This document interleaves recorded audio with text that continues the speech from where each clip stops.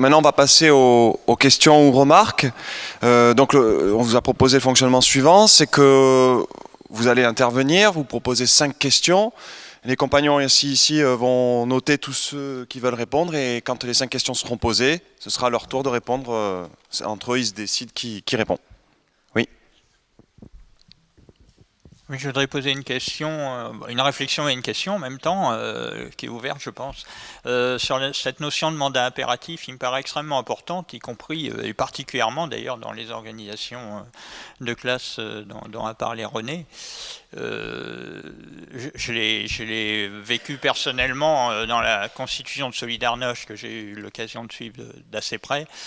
Et sortant d'un régime extrêmement autoritaire, les militants, qui n'étaient loin d'être tous anarchistes, et tant mieux, enfin au sens que l'anarchie, comme l'a été dit, appartient aux gens qui la pratiquent et non pas à gens qui forcément qui s'en revendiquent, ils se sont posé le problème justement de mettre en place une organisation de masse qui avait quand même comme objectif de changer la société à ce moment-là. Il y en a beaucoup qui y croyaient. Ils se sont posé le problème du fonctionnement interne. Et donc, effectivement, la notion de mandat. Donc, il y a eu tout un travail, évidemment, au sein de ce qu'on va dire sections syndicales pour aller vite, qui se sont créées très rapidement au moment de Solidarność. Je vais être court, hein, si je vous raconter tout, mais je vais pour arriver à la notion de mandat.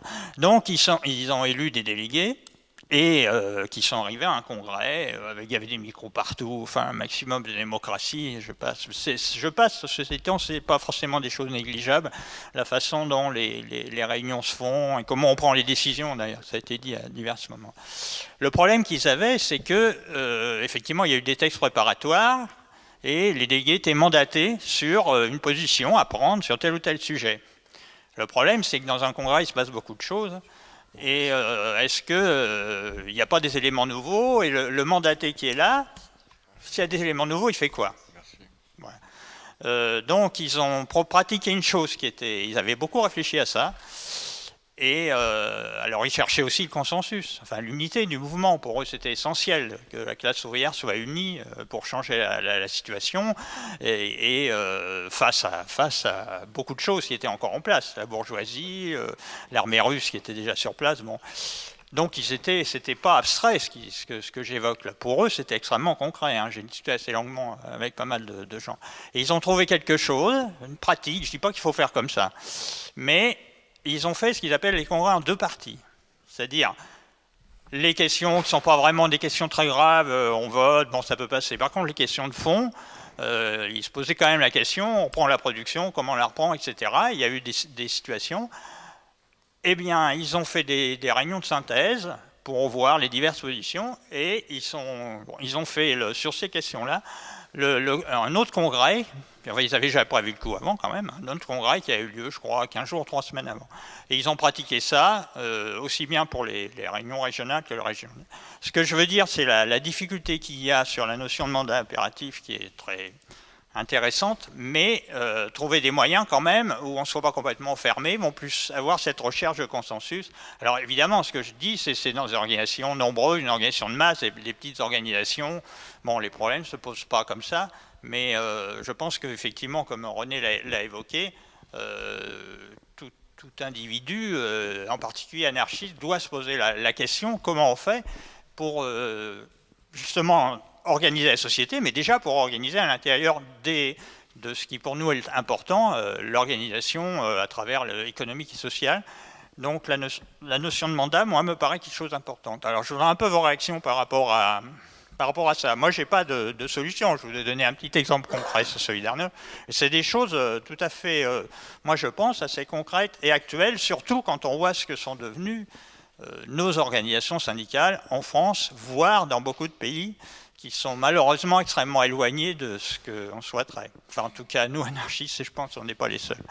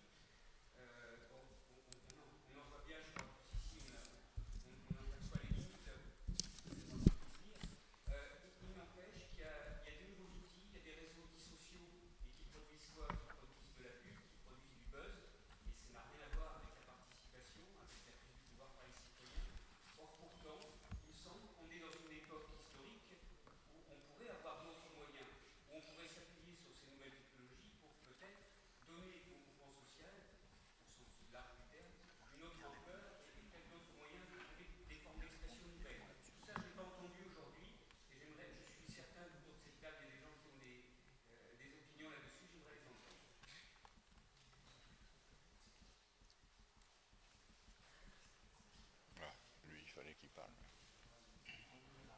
C'est l'intellectuel de service. Tu connais? Ouais. Bah, je l'ai rencontré là.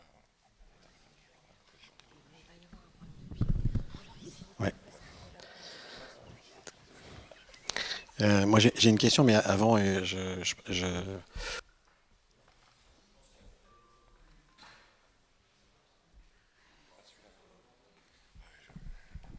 faut donc venir à la tribune. Ils l'ont entendu, mais peut-être pas. Ouais, soit tu parles fort. Ouais, il n'y a plus de pile. Il n'y a plus de pile, il n'y a plus de pile. Donc soit tu viens là, soit... Comme c'est enregistré, il vaut peut-être mieux parler au micro. Voilà. Oui. Ouais, avant de vous poser une question, j'ai une remarque sur le. Il me semble qu'avec Élisée Reclus, justement, on peut-être rentrer dans le XXIe siècle parce que les questions qu'il pose, à mon avis, c'est la question de l'organisation et c'est des questions qui sont pas soldées du tout et il faut faire le bénéfice de l'inventaire. Et à mon avis, penser que la technologie, ça sera d'abord aussi une technologie politique avant d'être une technologie à la Facebook. Mais ceci dit, l'ouverture des effets réseau et dont a parlé d'ailleurs par exemple Frédérico hier me semble importante. Je vais dire deux choses, enfin deux remarques à partir de. J'ai malheureusement pas écouté l'intervention de Philippe parce que je n'ai pas pu, mais sur comment dire la position de Reclus, je crois que il y a dans la question que je voudrais poser relativement à l'organisation, c'est Reclus en fait. Dans l'énoncé de la critique de la votation, peut-être que c'est la désespérance d'un républicain. Et ce qu'a dit Gaetano, le dernier mot de son intervention me semble très très bien, enfin, me semble, je ne juge pas, mais sauver la République, les anarchistes peuvent sauver la République. Et ça, je pense que c'est très très important parce qu'aujourd'hui, le programme républicain, et là je m'inscris en faux contre le substantialisme de Jean-Marc, il y a des républiques, il n'y a pas une république. Il peut y en avoir, comment dire, il y en a eu 5, il peut y en avoir 6. Le programme républicain, on ne sait pas ce que c'est, tout simplement parce qu'il faut une doctrine de la République qui peut changer parce que tout simplement, eh bien, elle a le bien commun, la justice, 2-3 principes régulateurs qui peuvent évidemment s'incarner à des moments historiques. C'est pour ça que je pense qu'il n'y a pas de paradigme sur Condorcet. Condorcet est un des éléments des Lumières, mais c'est pas du tout. D'ailleurs, il y a le paradoxe de Condorcet sur le vote qui serait intéressant, mais je ne veux pas développer. Là, en fait, on peut pas, comment dire, penser avec Foucault, parce que Foucault, de toute façon, il nous amène à un libéralisme de la fin de sa vie. Par contre, ce qui est clair, c'est que peut-être avec, comment dire, Reclus et les questions de Reclus, on peut penser le XXIe siècle. Donc ma première question, c'est est-ce que c'est pas un désespéré de la République qui lui fait en fait énoncer la phrase qui nous a, comment dire, qui vous a associé sur voter, c'est la soumission, admettre de facto la soumission. Ça, c'est la première question. Deuxième question, qui me semble plus importante encore, c'est qu'en fait, si c'est un désespéré de la République, c'est quelqu'un qui, de manière inespérée, et je ne fais pas un jeu de mots, en fait, invente une nouvelle pratique scientifique. Et en fait, et des effets de réseau. C'est-à-dire que c'est quelqu'un, comment dire, qui réussit le tour de force d'écrire parce qu'il a une puissance intellectuelle, mais parce que ça s'est construit. Ça s'est construit comment? Autour des effets de réseau, c'est-à-dire en fait d'une réinvention de ce qui existait au XVIIe siècle, les correspondances. Et les correspondances, dans les correspondances, c'est des modes de relation qui vont permettre évidemment, comment dire, à Reclus de faire ce qu'il a fait. Alors là, à mon avis, il est très moderne. Pourquoi?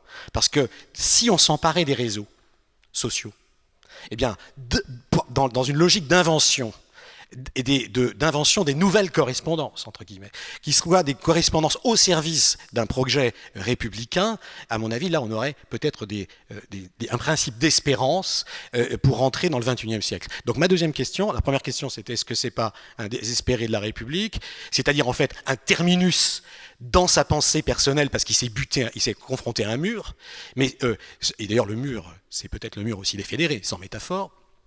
C'est-à-dire en fait, non mais c'est clair, c'est-à-dire que la fusillade, c'est-à-dire l'extrême violence, et il a réussi ce tour de force de canaliser cette violence et de la positiver dans son œuvre qui est absolument incroyable. Donc ma deuxième question, c'est est-ce qu'il n'y a pas là un modèle qui soit pas simplement le coup qu'on va nous faire classiquement des universités populaires, on voit ce que c'est aujourd'hui, c'est-à-dire en fait une vaste fumisterie, mais c'est-à-dire l'invention d'un régime de connaissances.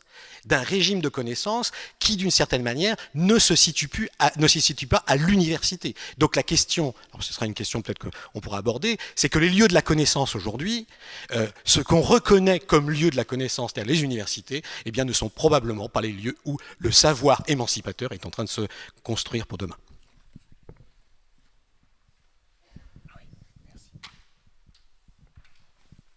Il faudrait que tu te déplaces. Je vais essayer d'approcher. Merci. Moi, je suis la candidate de service et je voudrais ramener les choses au vote. Je pense que le vote n'est pas forcément une mauvaise chose si on va jusqu'au bout du bout. Or, je pense que pour l'instant, on ne va pas jusqu'au bout du vote. C'est-à-dire que, par exemple, on ne reconnaît pas l'abstention comme un fait et le vote blanc comme un fait. Et je pense que quand, dans un vote, on a ou l'abstention ou le vote blanc qui arrive en tête, on devrait automatiquement dire on efface tout et on recommence et on change les candidats. Parce que ça veut dire que les électeurs ne veulent pas du choix entre la peste et le choléra. Et que donc il faut trouver autre chose. Alors je pense que le mode électif n'est pas forcément le plus mauvais, parce que je me suis aperçue que justement les mouvements comme les indignés, 99, Occupy, Wall Street et tout ça, en fait, ils ont débouché sur quoi? Ben, malheureusement, sur pas grand-chose. Donc je pense que si on veut pouvoir avoir un poids sur les choses, malheureusement, on est obligé de passer par des organisations un peu plus structurées. Et je voulais savoir quel était votre point de vue vis-à-vis notamment de l'abstention ou du vote blanc. Merci. Merci. Alors, il y a une dernière intervention qui peut être prise. Si vous ne la prenez pas, je la prends. Mais priorité à vous. Là, comme ça, je suis sûr que personne... Voilà. J'avais une question sur Reclus et le vote. À travers tous les voyages qu'a pu faire Élisée Reclus dans le monde entier, il a vu des fonctionnements de prise de décision, ce qu'il appelait les indigènes ou je ne sais comment, les autochtones, les indiens. Est-ce que on nous parle, nous, dans notre génération, on nous parle de Clastres, oui c'est ça, Pierre Clastres, qui nous parlait des sociétés sans État. Est-ce que déjà Reclus avait vu ce genre de société sans État ou mode de décision, alors pas parfait, hein, je veux dire, mais une prise de décision bien différente, voire proche de celle que les anarchistes pratiquaient. Donc les compagnons vont se partager les réponses, je ne sais pas comment ils vont faire, je les laisse décider, et donc dans le désordre, hein, comme vous voulez. Non, mais je vais essayer d'être assez bref. Sur la dernière question, c'est un très très vaste sujet et c'est société contre l'État, la thèse de Clastres, puisqu'il estime que en fait le refus de croître démographiquement et d'accumuler les ressources, et il considère que les peuples dits primitifs l'ont pensé, et c'est un choix délibéré et non pas un choix de la misère. Mais enfin c'est un long débat, c'est même carrément plusieurs colloques au pluriel. Alors moi je vais essayer de répondre rapidement et en vrac sur un certain nombre de points, en particulier sur la question daté, pas daté, et revenir au débat de l'époque. Effectivement on est au XXIe siècle. Moi derrière ce que je vois un petit peu, c'est aussi... c'est un petit peu une partie de l'idéologie dominante, c'est-à-dire tous ces discours sur la postmodernité ou le monde post-industriel. Ce qu'on peut observer, y compris avec la méthode reclusienne, c'est qu'il n'y a jamais eu autant d'industrie et de prolétaires au monde, numériquement parlant. Que la conscience de classe soit pas au rendez-vous du chiffre, c'est une autre paire de manches, parce qu'on n'est pas mécaniste. Il n'empêche, moi je pense...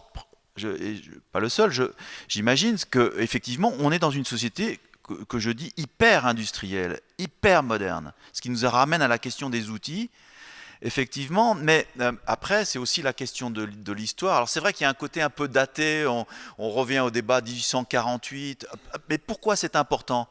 Parce que ce sont des débats de la société industrielle qui sont les débats de la société hyper industrielle. Les problématiques, elles sont pratiquement les mêmes.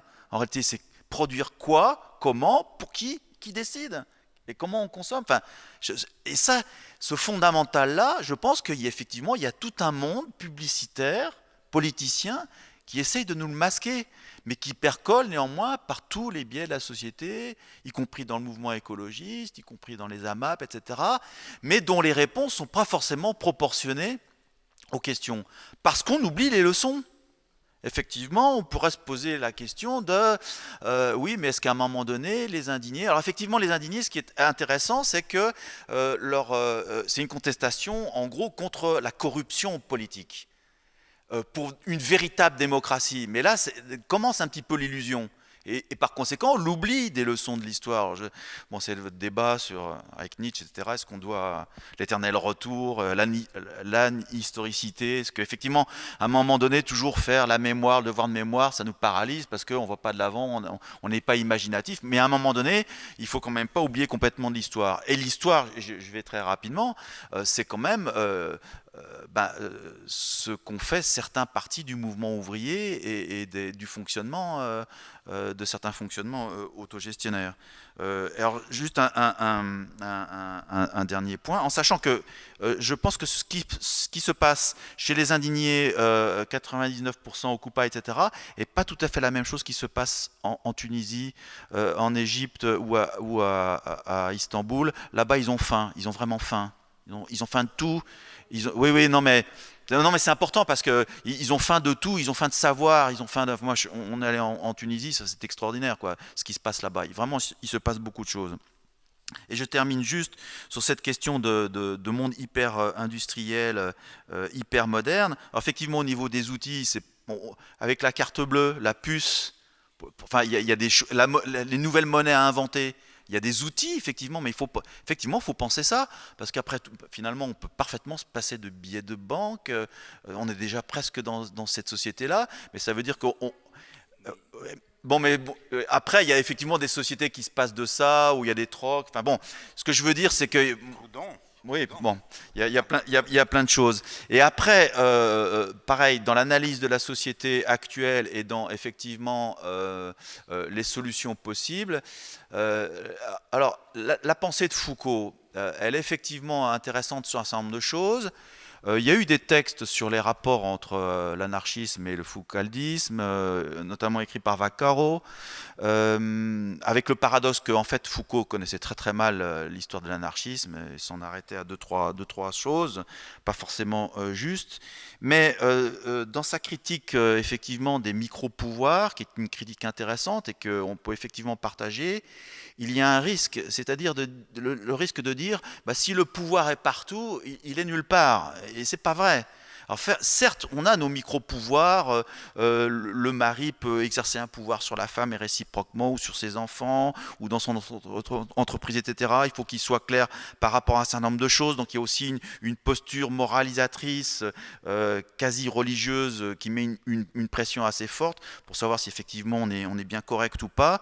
Mais plus fondamentalement, je pense que se focaliser sur la question des micro-pouvoirs édulcore ou oblitère la question du macro-pouvoir.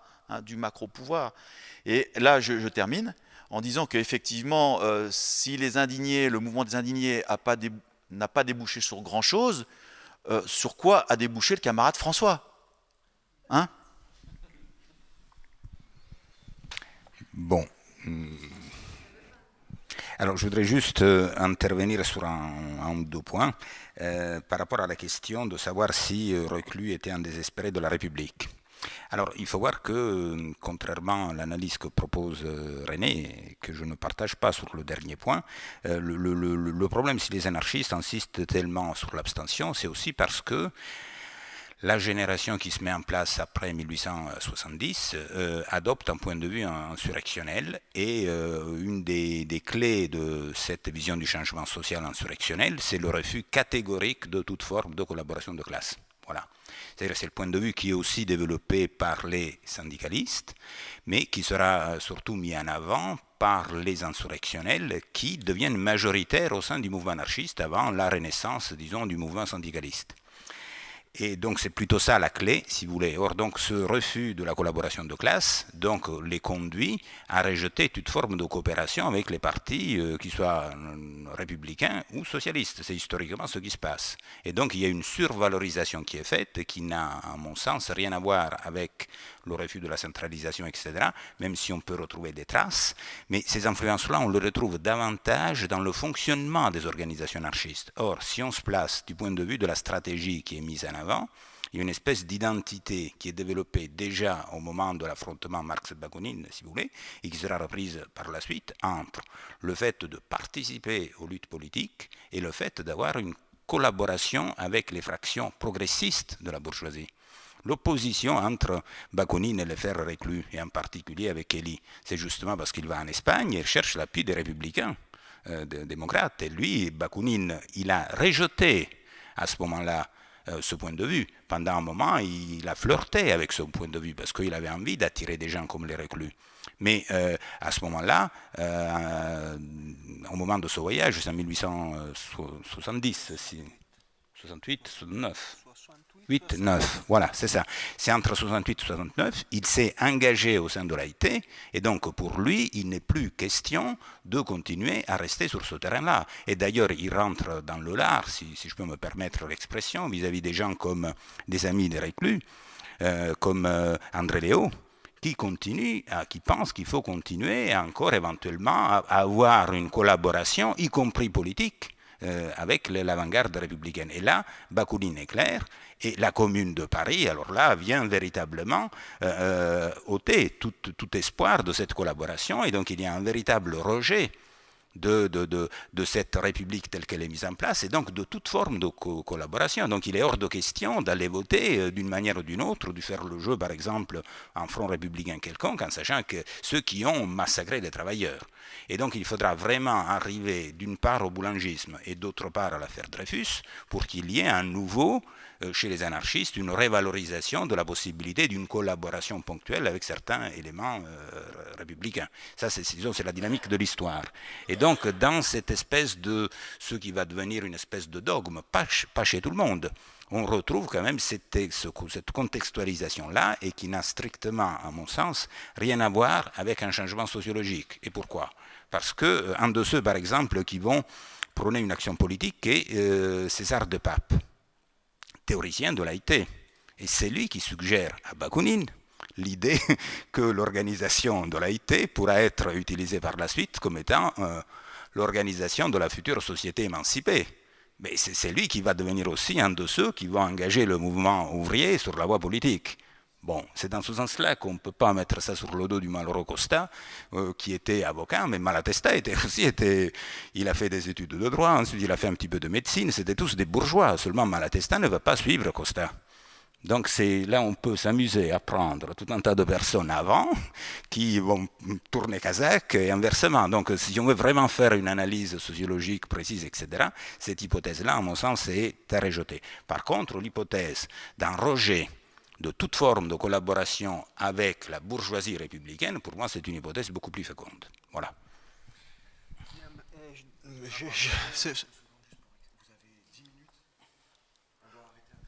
Alors, j'essaie de... je fais le possible parce que, alors, en permettant que un débat sur le 19e siècle, je crois que c'est d'aujourd'hui qu'on parle, sinon on ne comprendrait pas tous ces intérêts cet intérêt pour Élisée Reclus. Il y a des questions auxquelles je suis particulièrement sensible. D'abord, la question des clastres, les Indiens, les peuples premiers. Là, c'est dans la Nouvelle Géographie universelle, mais aussi dans les travaux ethnographiques d'Élie Reclus, même si les liens avec clastres ne sont pas directs, qu'on trouve tout à fait une appréciation de l'institut qu'aujourd'hui les anthropologues appellent de la chefferie, c'est-à-dire de la reconnaissance d'un statut moral, mais pas d'une autorité, donc quelque chose qui n'est pas vraiment naïf ou obligé. Et deuxièmement, la reconnaissance et l'appréciation contre les théories racistes de l'époque. Les frères Reclus appliquent et disent clairement qu'il est hors d'interminer en parlant des dits primitifs sauvages comme des races inférieures. N'existe pas race inférieure. Ils sont les seuls à l'époque à le dire explicitement. Parce que ce qui est intéressant, c'est de connaître l'intelligence de tous les peuples par relation à leur adaptation au milieu. Donc, c'est un discours déjà très différent. je suis d'accord sur les discours du régime des connaissances extra-universitaires, extra-institutionnelles qui s'est construit par l'édition, les réseaux, etc. Et je pense que c'est aussi cela qui nous fait comprendre certains des enjeux. Alors que notre ami Jean-Marc nous parle, par exemple, du positivisme, Spencer, etc., de la démo-pédétique, etc., je pense qu'il faut aussi considérer que par exemple, Spencer, il était très populaire chez les socialistes et les anarchistes de l'époque, comme des autres positivistes et scientifiques de la science dite positive, parce qu'il était considéré comme des alliés objectifs sur la voie de la laïcisation du savoir. Et c'est, du point de vue de l'éducation, par la même raison qu'un anarchiste comme Jean Guillaume collabore en France avec les dictionnaires des pédagogies de Ferdinand Buisson, en côtoyant pour cela les libéraux et les républicains sur des traits de terrain pour la construction d'une éducation laïque, etc., de manière tactique. Mais il faut considérer exactement qu'il ne s'agit pas de savoirs théoriques et universitaires, mais de savoirs qui se mesurent chaque jour avec ces types de contradictions. De même, les aspects laïques du positivisme qui est quand même critiqué. Je termine avec, mais vraiment le dernier point. Simplement, alors que vous avez dit que les anarchistes et les socialistes n'étaient pas trop clairs à l'époque sur le colonialisme, peut-être, mais il faut savoir que ce n'est pas le cas d'Élisée Reclus. Il faut savoir vraiment, par des études qu'on a, pas seulement Philippe et moi, mais aussi des autres historiens de la géographie, Florence Deprest et autres, que la critique, notamment à propos des cas comme l'occupation française de l'Algérie, apprenait par les sources et ses affirmations, lorsqu'il dit notamment les Algériens ont le droit de nous mettre à la porte par certaines incitations aussi à la révolte des peuples colonisés, sont sans doute plus radicales que la position de plusieurs intellectuels et géographes européens d'aujourd'hui, même si Reclus n'avait pas lu Saïd et Foucault. Merci.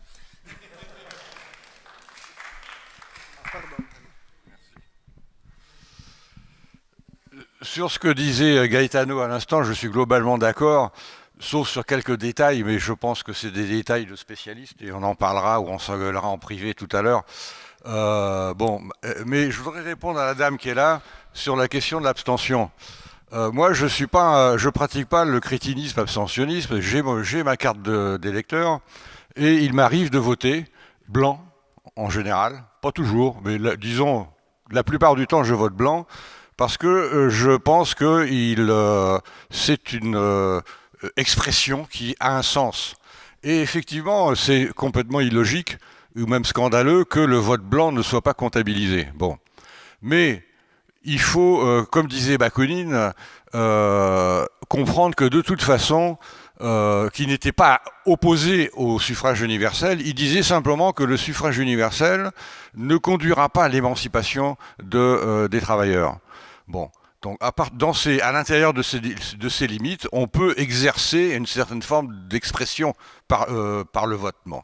Mais si on va à l'extrême et que on arrive à une situation où 95% des électeurs votent blanc et que 5% des électeurs votent autre chose que blanc, qu'est-ce qui se passera? À mon avis, pas grand-chose. Le système continuera à exister comme il existe. Les pouvoirs en place ne tireront pas la conclusion que l'écrasante majorité de la population n'accepte pas les règles du jeu. Bon. Et sur la question de la désaffection vis-à-vis du vote, je pense que ça pourrait exprimer l'idée que le système démocratique actuel, le système électoral actuel a atteint ses limites. Pardon ? Il est pervers, oui. En tout cas, je pense qu'il a atteint ses limites. Et que le modèle démocratique a montré, et ça confirme tout à fait ce qui se passe en ce moment, quoi, confirme à mon avis les thèses anarchistes, ça a montré que la population ne peut pas intervenir dans les vrais choix. Bon. Je donnerai un exemple. J'habite dans un logement qui dépend des logements sociaux, Et Sarkozy, il y a 36 000 logements en région parisienne.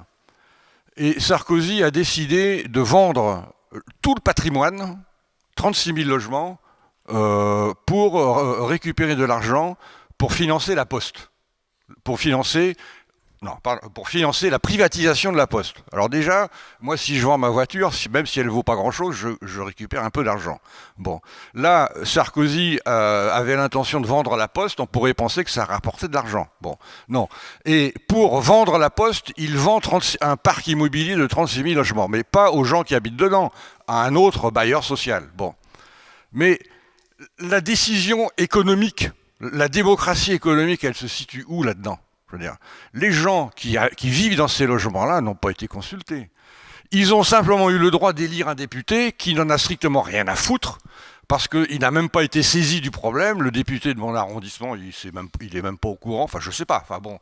Mais en tout cas, moi, ou les gens comme moi, ont pu élire quelqu'un au Parlement, dont on ne sait pas trop ce qu'il fait, enfin on ne sait que trop, mais enfin bon. Mais quand il s'agit de choses réelles, c'est-à-dire la vente d'un parc immobilier de 36 000 logements, dans lequel je vis, après tout, merde, ça me concerne, personne n'a été consulté. Bon. Et c'est tout le temps comme ça. Quand EDF a été vendu, on n'a pas été consulté. Pourtant, c'est quelque chose d'énorme. EDF, c'est quoi? Ça nous appartient, ça relève du service public. C'est-à-dire que c'est une institution, une entreprise qui a été créée au fil des générations par nos parents et par nous, avec l'argent de nos parents et le nôtre, et un jour, un type décide comme ça de privatiser, c'est-à-dire de vendre. Bon. Et j'ai un copain qui est ingénieur à EDF, il m'a dit l'an dernier, on a fait, je sais plus, 10 milliards de bénéfices, il y en a 8 qui sont partis pour les actionnaires. Et je lui ai demandé, est-ce qu'il y en a une partie qui est revenue au titre d'investissement? Il m'a dit, pas un rond. Bon.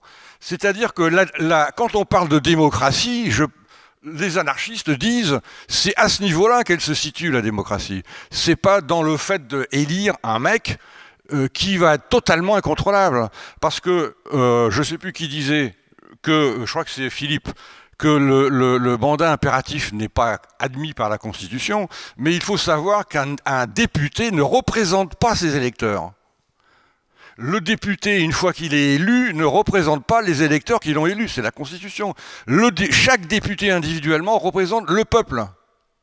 C'est-à-dire qu'il n'a strictement aucun compte à rendre aux gens qui l'ont élu, sauf une fois tous les quelques années où il se dit je vais peut-être faire quelque chose pour être réélu.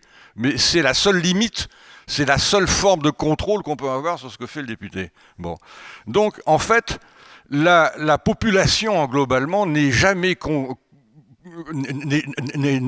interrogée sur les choix. Or, les libertaires, que ce soit dans la forme anarchiste ou anarcho-syndicaliste, disent que c'est dans ce domaine-là que la population, et en particulier, et 80% de la population française, c'est des salariés, peut-être même un peu plus. Bon.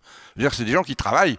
Et puis les petits commerçants aussi sont des gens qui travaillent. Je veux dire, c'est pas forcément tous des gros capitalistes avec des comptes en banque en Suisse. Bon.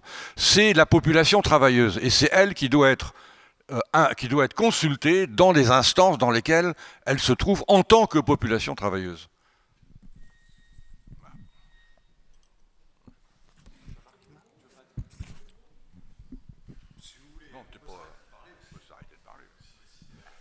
Non, très rapidement, il a été un peu question là de mes références à Foucault, mais on va pas engager un débat là-dessus. Simplement, je pense qu'il y a un certain nombre d'opinions là qui se sont exprimées par rapport à ça, et qui caricaturent un peu la pensée de Foucault par rapport à la relation entre macro-pouvoir, micro-pouvoir, par rapport au libéralisme aussi. Alors effectivement, il peut y avoir une interprétation néolibérale de la pensée de Foucault. L'exemple d'Ewald, qui était son dernier secrétaire, en est l'exemple typique. Simplement, je crois qu'il y a un certain nombre de choses qui sont quand même intéressantes quand on réfléchit à ça, et en particulier sur la nouvelle conception du pouvoir qu'il a amené, et en particulier sur la question de la relation à ce qu'il appelait la souveraineté. Hein. Donc il a réussi, je pense, à amener un certain nombre de questions qui ne centraient plus uniquement la question du politique sur l'État, sur le juridique, mais sur la manière dont il s'exerçait concrètement. Aussi bien d'ailleurs à la base qu'au sommet, parce que quand on regarde ces ces travaux, justement cette question de souveraineté impliquait une réflexion sur en particulier sur la manière dont s'exerçait cette souveraineté, soit au travers de l'État, soit au travers du souverain. De même qu'il y a eu aussi une réflexion qui me semble intéressante et qui consiste à discerner ce qui est de l'ordre du pouvoir, qui n'était pas un mot négatif pour Foucault, et ce qui était de l'ordre de la domination. Par ailleurs, par rapport à la question du macro-pouvoir, les positions de Foucault étaient assez, je dirais, claires. Je ne veux pas trop insister, mais quand on prend par exemple ces positions par rapport au GIP, au groupe d'information prison, ou ces positions qui ont été très critiquées d'ailleurs par rapport à l'insurrection et à la révolution iranienne, on s'aperçoit que la question du macro-pouvoir était présente, y compris dans ses prises de position politiques. Bon, voilà. Et puis je terminerai en disant que, me semble-t-il, si on prend par exemple la figure, qui est un peu la figure de base autour desquelles il articule ses derniers travaux, hein, juste avant qu'il décède en 84, qui est la figure de Diogène le Cynique, dans son dernier cours au Collège de France, il me semble que finalement la figure de Diogène le Cynique n'est pas forcément une figure qui ne peut pas être considérée, alors pas comme un persécuteur, mais en tout cas comme quelque chose qui effectivement relève à la fois d'une position politique et éthique qui n'est pas sans rapport avec l'anarchie.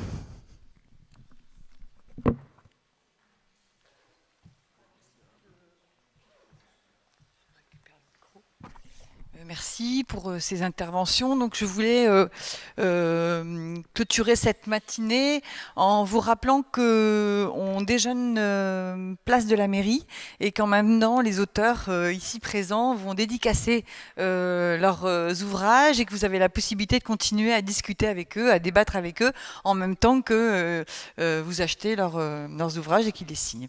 Voilà, donc merci. Rendez-vous à 15h ici même pour la deuxième partie de notre journée. Voilà, donc bon appétit et à tout à l'heure.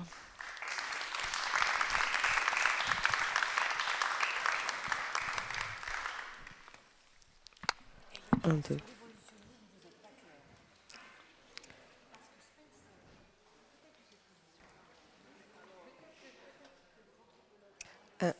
Un, deux, ça marche.